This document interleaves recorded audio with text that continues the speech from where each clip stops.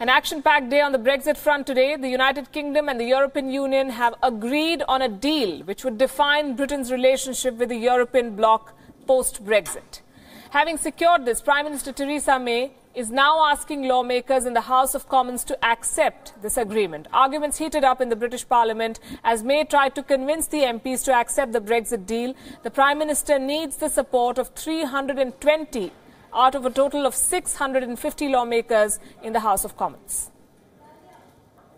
The deal that will enable us to do this is now within our grasp. In these crucial 72 hours ahead, I will do everything possible to deliver it for the British people, and I commend this statement to the House. Leader of the Opposition and Labour Party's chief, Jeremy Corbyn, rejected the deal, saying it was bungled up. The Prime Minister stood on the steps of Downing Street and said a deal had been agreed between the UK and the European Commission, and it was now up to the EU 27. Until this Parliament has debated and voted, there is no UK agreement. This half-baked deal is a product of 2 years of botched negotiations in which the Prime Minister's red lines have been torn up, cabinet resignations have been racked up and Chequers has been chucked. This is a vague menu of options, not a plan for the future and not capable of bringing our country together. Joining us from London is Wion's correspondent Natalie Powell. Good evening, Natalie. Slow but sure progress for Theresa May, would you say?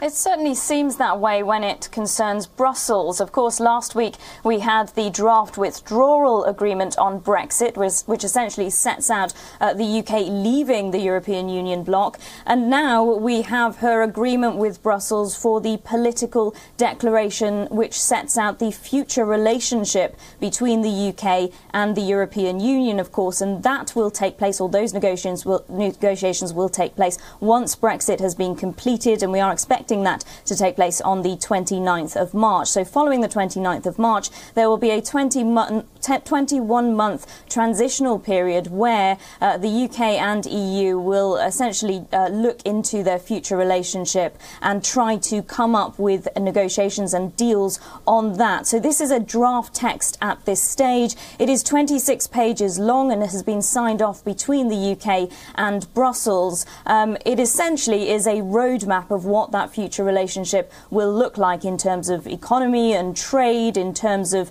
free movement, security, etc. And the UK Prime Minister has said that this is exactly what the UK voted for in the Brexit referendum. She believes that this future relationship draft deal that she has come back with is the way forward. But there are many here in the UK that disagree with her, notably, of course, the Leader of the Opposition, Jeremy Corbyn, who you've just heard from there. He called it 26 pages of waffle when she presented it to MPs in the UK Parliament. And he also questioned what the negotiators had been doing over the past 2 years.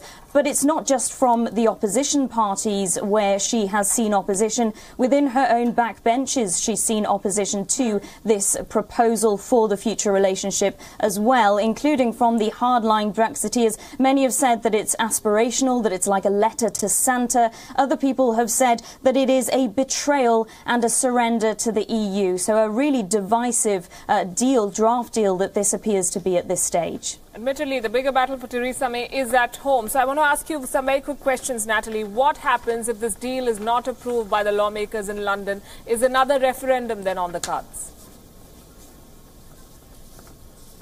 It certainly is on the cards. In terms of what happens, well, it's absolutely anyone's guess at this stage. Of course, a second referendum is possible, although many people think that it's not likely, given a lot of members of Parliament are against a second referendum. It's possible we may see another general election. It's possible Theresa May be ousted from that seat at 10 Downing Street, of course. So there are lots of moving parts, lots of possibilities about what may happen if indeed those lawmakers vote down both the EU withdrawal bill and this political declaration. We are expecting that to take place, of course, following this Brussels summit, which takes place this weekend. We're expecting the EU 27 other leaders to vote on the Brexit deal, draft deal at this stage, and then after that it needs to get passed through the British Parliament. If it does drop down at that stage, well, it really does throw the UK into quite a lot of chaos, and as I've said, anyone's guess what could happen next if that does take place.